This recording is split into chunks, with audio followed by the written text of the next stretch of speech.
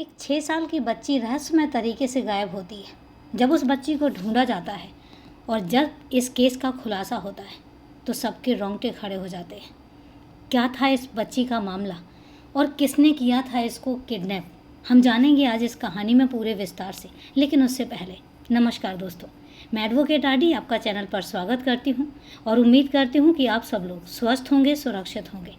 दोस्तों, कहानी में आगे बढ़ें उससे पहले अगर आप अपने इस परिवार में नए हैं या अभी तक आपने चैनल को सब्सक्राइब नहीं किया है तो सबसे पहले आप चैनल को सब्सक्राइब कर लें और इसके साथ बेल आइकन प्रेस करना ना भूलें फर्दर नोटिफिकेशन के लिए। और इसके साथ ही कहानी में लास्ट तक बने रहें और कहानी के बारे में आपकी क्या राय है कमेंट करके ज़रूर बताएं और कहानी के लास्ट में आपके कमेंट्स के जवाब दिए जाएंगे। तो चलिए दोस्तों, अब समय नहीं लेते हैं और जानते हैं कि आज की ये पूरी कहानी आखिर है क्या। कोटा के तुल्लापुर स्थित पुरानी रेलवे कॉलोनी के सेक्टर 3 के क्वार्टर नंबर 169 से मुनीषा नाम की 6 साल की बच्ची गायब हो गई। यह क्वार्टर श्री कृष्ण कोहली का था जो रेलवे कर्मचारी थे। 6 वर्षीय मुनीषा श्री कृष्ण की बेटी गीता की बेटी थी। रात को जब परिवार के सभी सदस्य गहरी नींद में थे तभी कोई मुनीषा को उठाकर ले गया। बच्ची के गायब होने से सभी हैरान थे क्योंकि गीता अपनी बेटी मुनीषा के साथ दालान में सो रही थी। क्वार्टर का मुख्य दरवाज़ा बंद था और किसी के भी अंदर आने की कोई संभावना नहीं थी। श्री कृष्ण के क्वार्टर में शोर शराबा हुआ तो आस पड़ोस के सब लोग एकत्रित हो गए। पता चला कि घर में 9 सदस्य थे जिनमें से मुनीषा गायब थी। जिस दालान में ये लोग सो रहे थे उसके 3 कोनों में कूलर लगे हुए थे। रात में करीब 1 बजे गीता की मां पुष्पा पानी पीने के लिए उठी तो उसने मुनीषा को सिकुड़कर सोते देखा। कूलरों की वजह से उसे ठंड लग रही होगी। यह सोचकर पुष्पा ने उसे चादर ओढ़ा दी और जाकर अपने बिस्तर पर सो गई। रात को 3:30 बजे गीता जब बाथरूम जाने के लिए उठी तो बगल में लेटी मुनीषा को गायब देखकर चौंकी। उसने मम्मी पापा को उठाया और उनका शोर सुनकर बाकी लोग भी उठ गए। मुनीषा को घर के कोने कोने में ढूंढा गया लेकिन वह कहीं नहीं मिली। उन लोगों के रोने चीखने की आवाज़ें सुनकर पास पड़ोस के लोग भी एकत्रित होने लगे। मासूम बच्चियों के साथ हो रही दरिंदगी को सोचकर लोगों ने श्री कृष्ण कोहली को सलाह दी कि हमें तुरंत ही पुलिस के पास जाना चाहिए। पड़ोसियों और घरवालों के साथ श्री कृष्ण कोहली जब रेलवे कॉलोनी थाने पहुंचा तब तक सुबह के 4 बज चुके थे। मुनीषा की गुमशुदगी दर्ज करवाने के बाद थाना प्रभारी अनीश अहमद ने इसकी सूचना एसपी सुधीर भार्गव को दे दी और श्री कृष्ण के साथ पुलिस की एक टीम घटनास्थल की छानबीन के लिए भेजी गई। अनीस अहमद ने पुलिस कंट्रोल रूम को सूचना देते हुए अलर्ट भी जारी करवा दिया। मौके पर पहुंची पुलिस टीम ने पूरे मकान को खंगाला। पुलिस टीम को श्री कृष्ण की इस बात पर यकीन ही नहीं हुआ कि मकान का मुख्य दरवाज़ा भीतर से बंद रहते हुए कोई अंदर आ नहीं सकता। लेकिन जब पुलिस की नज़र पिछले दरवाजे पर पड़ी तो उनकी धारणा बदल गई। पिछले दरवाजे की कुंडी टूटी हुई थी। दरवाज़ा तकरीबन आधा खुला हुआ था। 3 कमरों वाले उस क्वार्टर में एक रसोई के अलावा बीच में दालान भी था। मकान की छत भी करीब 10 फीट से ज़्यादा ऊंची नहीं थी। पूरे मकान का मुआयना करने के बाद एसआई मुकेश सिंह की निगाहें बार बार पिछले दरवाजे पर ही अटक जाती थी। इसी बीच एक पुलिसकर्मी राम तीरथ का ध्यान छत की तरफ गया तो उसने श्री कृष्ण के छत पर जाने का रास्ता पूछा, लेकिन उसने यह कहकर इनकार कर दिया कि ऊपर जाने के लिए सीढ़ियां नहीं हैं। आखिर पुलिसकर्मी कुर्सी लगाकर छत पर जा पहुंचा तो उसे पानी की टंकी नजर आई। उसने उत्सुकतावश टंकी का ढक्कन उठाकर देखा तो उसके होश उड़ गए। रस्सियों से बंधा बच्ची का शव टंकी के पानी में तैर रहा था। बच्ची की लाश देखकर पुलिसकर्मी राम तीरथ वहीं से चिल्लाया, सर, बच्ची की लाश टंकी में है। राम तीरथ की बात सुनकर सन्नाटे में आए एसआई मुकेश ने तुरंत छत पर पहुंचे। यह रहस्योद्घाटन पूरे परिवार के लिए बम विस्फोट जैसा था। बालिका की हत्या और शव की बरामदगी की सूचना मिली तो थाना प्रभारी अनीस अहमद भी मौके पर पहुंच गए। उन्होंने देखा कि बच्ची का गला किसी बनियान नुमा कपड़े से बुरी तरीके से कसा हुआ था। मुनीषा की हत्या ने घर में हाहाकार मचा दिया। ये खबर कॉलोनी में आग की तरह फैली। पुलिस टीम ने मुनीशा के शव को कब्जे में लेकर तत्काल रेलवे हॉस्पिटल पहुंचाया, जहां डॉक्टरों ने उसे मृत घोषित कर दिया। बच्ची की लाश को पोस्टमार्टम के लिए भिजवाने के बाद पुलिस ने यह मामला धारा 302 में दर्ज कर लिया। एडिशनल एसपी राजेश मील और डीएसपी भगवत सिंह हेंगड़ भी घटनास्थल पर पहुंचे। पुलिस ने मौके पर पहुंचे अपराध विशेषज्ञों तथा डॉग स्क्वाड टीम की भी सहायता ली, लेकिन ये प्रयास निरर्थक रहे। न तो अपराध विशेषज्ञ घटनास्थल से कोई फिंगरप्रिंट उठा सके और न ही खोजी कुत्ते कोई सुराग ढूंढ सके। लेकिन एडिशनल एसपी राजेश मील को 3 बातें चौंकाने वाली लग रही थी। पहली यह कि जब घर में पालतू कुत्ता था तो वह भौंका क्यों नहीं। इसका मतलब बच्ची का अपहरणकर्ता परिवार के लिए कोई अजनबी नहीं था। दूसरी बात, गीता का अपने पति घनश्याम यानी मुनीसा के पिता से तलाक का केस चल रहा था। कहीं इस वारदात के पीछे घनश्याम ही तो नहीं था। श्री कृष्ण कोहली ने भी घनश्याम पर ही शक जताया। उसने मौके से 3 मोबाइल फ़ोन गायब होने की बात भी बताई। राजेश मील यह नहीं समझ पा रहे थे कि आखिर उन मोबाइलों में क्या राज छुपा था कि किसी ने उन्हें गायब कर दिया। गुरुवार 30 मई को पोस्टमार्टम के बाद बच्ची का शव घरवालों को सौंप दिया। पोस्टमार्टम रिपोर्ट में बच्ची का गला घोंटा जाना ही मृत्यु का मुख्य कारण बताया गया। जिस निर्ममता से बच्ची की हत्या की गई थी, उसका सीधा मतलब था कि किसी पारिवारिक रंजिश के चलते ही उसकी हत्या की गई थी। पुलिस अधिकारियों के साथ विचार विमर्श के बाद एसपी सुधीर भार्गव ने एडिशनल एसपी राजेश मील के साथ नेतृत्व में एक टीम गठित की और जिसमें डीएसपी भगवत सिंह हेंगड़, रोहिताश कुमार और सीआई अनीश अहमद को शामिल किया गया। पूरे घटनाक्रम का अध्ययन करने के बाद एएसपी राजेश मील ने हर कोण से जांच करने के लिए पहले श्री कृष्ण के उन नाते रिश्तेदारों को छांटा जो परिवार के किसी भले बुरे को प्रभावित कर सकते थे, और साथ ही इलाके के ऐसे बदमाशों की लिस्ट भी तैयार की जिनकी वजह से परिवार के साथ कुछ अच्छा बुरा भी हो सकता था। पुलिस ने गीता से उसके पति घनश्याम के चल रहे विवाद के बारे में पूछा तो वह सुबकते हुए बोली, वह शराब पीकर मुझसे मारपीट करता था और इसीलिए मुझे उससे नफरत हो गई। मैं तलाक देकर उससे अपना रिश्ता ख़त्म कर लेना चाहती थी। उसका कहना था कि उसकी वजह से मैं पहले ही एक औलाद खो चुकी। यह बात संदेह जताने वाली थी, इसलिए डीएसपी भगवत सिंह हेंगड़ ने फौरन पूछा, क्या घनश्याम पहले भी तुम्हारी बच्चे की हत्या कर चुका है? गीता ने जवाब दिया तो हेंगड़ हैरान हुए बिना नहीं रहे। उसने बताया, साहब जी, उसके साथ लड़ाई झगड़े के दौरान मेरा गर्भपात हो गया था।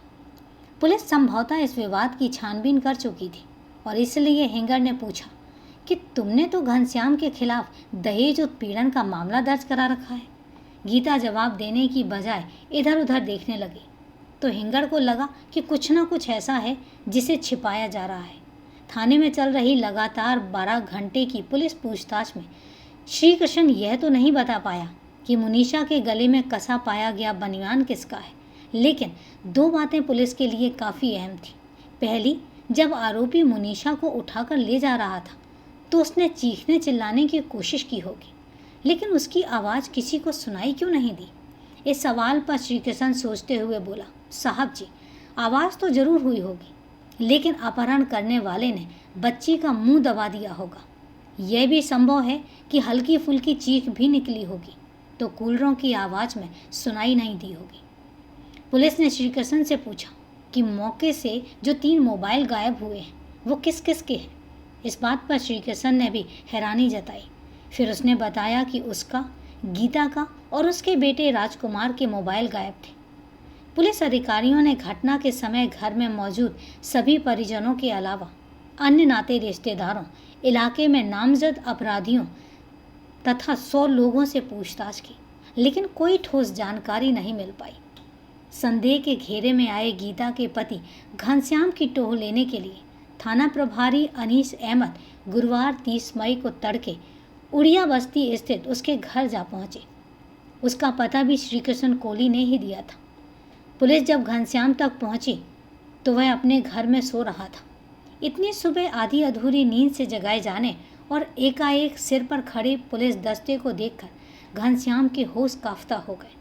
अजीबोगरीब स्थिति से हक्का बक्का घनश्याम बुरे तरीके से सन्नाटे में आ गया। उससे घरवाले भी जाग चुके थे। घनश्याम के पिता मच्छूलाल और परिवार के लोगों ने ही पूछने का साहस जुटाया, साहब आखिर हुआ क्या और क्या कर दिया घनश्याम ने? उसे जवाब देने की बजाय थाना प्रभारी अनीस अहमद ने उसे डांट दिया। मच्छूलाल ने एक बार अपने रुआंसे बेटे की तरफ देखा, फिर हिम्मत करके बोला, साहब आप बताओ तभी तो पता चलेगा। मुनीषा बेटी है ना घनश्याम की? थाना प्रभारी ने कड़कते स्वर में कहा। तुम्हारा बेटा सुबह 3 बजे उसकी हत्या करके यहाँ आकर सो गया। मच्छूलाल तड़प कर बोला, क्या कहते हो साहब? घनश्याम तो रात 1 बजे ही दिल्ली से आया है। वह वहीं नौकरी करता है। खाने पीने के बाद हमारे साथ बातें करते हुए सुबह 4 बजे सोया था।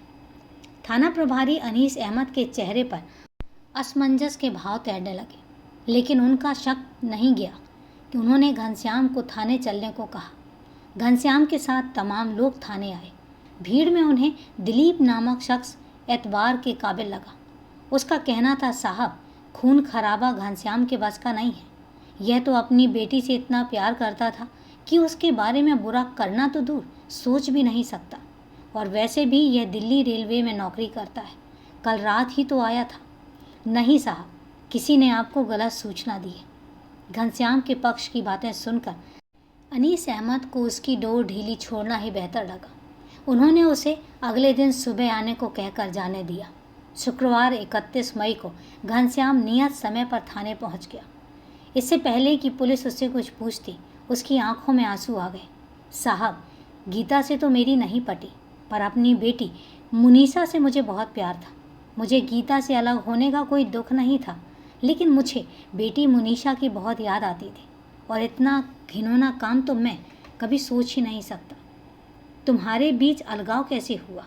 पूछने पर घनश्याम कुछ देर जमीन पर नजरें गड़ाए रहा। उसने डबडबाई आंखों को छिपाने की कोशिश करते हुए कहा, सर छोटी तनख्वाह में बड़े अरमान कैसे पूरे हो सकते हैं? कोटा शहर में रेलवे कर्मचारियों के लिए बनाए गए आवास 2 कॉलोनियों में बटे हुए हैं। अधिकारी और उनके मातहत कर्मचारी नई कॉलोनी में रहते हैं। यह कॉलोनी कोटा रेलवे जंक्शन से सटी हुई है। नई कॉलोनी करीब 2 रकबों में फैली है, जबकि चतुर्थ श्रेणी कर्मचारियों को नज़दीक की तुल्लापुर इलाके में आवास आवंटित किए गए हैं। रेलवे स्टेडियम के निकट बनी इस कॉलोनी को पुरानी रेलवे कॉलोनी के नाम से जाना जाता है। लगभग 300 क्वार्टर्स वाली इस कॉलोनी में क्वार्टर नंबर 169 में श्री कृष्ण रह रहा था। श्री कृष्ण की पत्नी का नाम पुष्पा था। इस दंपत्ति के गीता और मीनाक्षी 2 बेटियों के अलावा 2 बेटे राजकुमार और राहुल थे। श्री कृष्ण की संगीता और जयमा नाम की 2 बहनें भी हैं। दोनों बहनें विवाहित थीं, लेकिन घटना के दिन श्री कृष्ण के घर आई हुई थी। लगभग 25 साल की सबसे बड़ी बेटी गीता विवाहित थी। लापता हुई 6 वर्षीय मुनीषा उसी की बेटी थी। करीब 7 साल पहले गीता का विवाह तुल्लापुर के निकट ही उड़िया बस्ती में रहने वाले मच्छूलाल के बेटे घनश्याम से हुआ था। घनश्याम दिल्ली स्थित तुगलकाबाद रेलवे स्टेशन पर नौकरी कर रहा था। घनश्याम और गीता का दाम्पत्य जीवन करीब 4 साल तक तो ठीक ठाक चला और बाद में उनके बीच में झगड़े शुरू हो गए। पति पत्नी के रिश्ते इतने तनावपूर्ण हो गए कि नौबत तलाक तक पहुंच गई। गीता पिछले 3 सालों से अपने पिता के पास कोटा में रह रही थी। तलाक का मामला कोटा अदालत में विचाराधीन था। गीता ने कोटा के महिला थाने में घनश्याम के खिलाफ दहेज प्रताड़ना का मामला भी दर्ज करा रखा था। छानबीन के इस दौर में पुलिस के सामने 3 बातें आईं। इन गुत्थियों को सुलझाकर ही हत्यारे तक पहुंचा जा सकता था। पहली यह कि आरोपी जो भी था घर के चप्पे चप्पे से वाकिफ था। ऐसा कोई परिवार का सदस्य ही हो सकता था, और परिवार से बेहद घुला मिला व्यक्ति भी। जिस निर्दयता से मासूम बच्चे की हत्या की गई थी, निश्चित रूप से वह गीता से गहरी नफरत करता होगा। गीता ज़्यादा कुछ बोलने बताने की स्थिति में नहीं थी। वह सदमे में थी और बार बार बेहोश हो रही थी। वैवाहिक विवाद की स्थिति में घनश्याम सबसे ज़्यादा संदेहास्पद पात्र था। पुलिस ने हर कोण और हर तरह से उससे पूछताछ की, लेकिन वह कहीं से भी अपराधी नहीं लगा। आखिर उसे इस हिदायत के साथ जाने दिया गया कि पुलिस को बताए बिना वह कोटा से बाहर ना जाए। राजेश मील को यह बात बार बार कचोट रही थी कि गीता जवान है, कमोपेश खूबसूरत भी है, लेकिन ऐसा क्या था कि अपनी बसी बसाई गृहस्थी छोड़कर पिता के पास रह रही थी। पति घनश्याम के बारे में जो जानकारी पुलिस ने जुटाई थी, उससे उसका हत्या का कोई ताल्लुक दिखाई ही नहीं दे रहा था। इस बीच पुलिस को यह भी पता चल चुका था कि वह सीधा साधा नेक नियत का आदमी था, इतना सीधा कि उसे कोई भी घुड़की देकर डरा धमका सकता था। सवाल यह था कि दिल्ली जैसे शहर में रहते हुए क्या पति पत्नी के बीच कोई तीसरा भी था? ऐसे किस्से की तस्दीक तो मोबाइल ही दे सकती थी। लिहाजा राजेश मील ने फौरन सीआई को हिदायत देते हुए कहा, अनीश, गीता के गायब हुए मोबाइल का नंबर है ना तुम्हारे पास?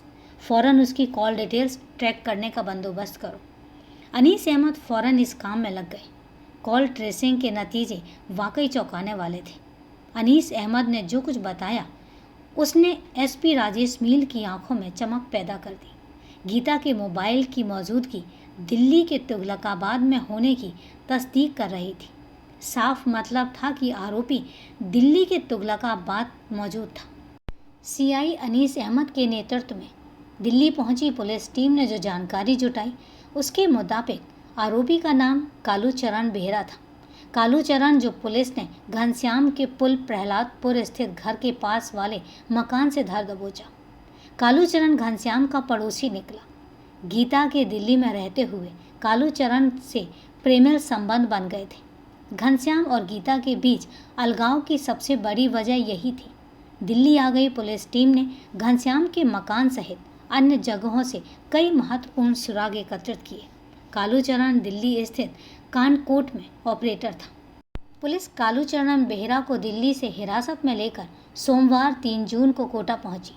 यहां शुरुआती पूछताछ के बाद पुलिस ने उसकी गिरफ्तारी दिखाकर मंगलवार 3 जून को न्यायालय में पेश करके 3 दिन के रिमांड पर ले लिया। पुलिस की शुरुआती पूछताछ में मासूम मुनीशा की हत्या को लेकर कालूचरण ने जो खुलासा किया वह चौंकाने वाला था।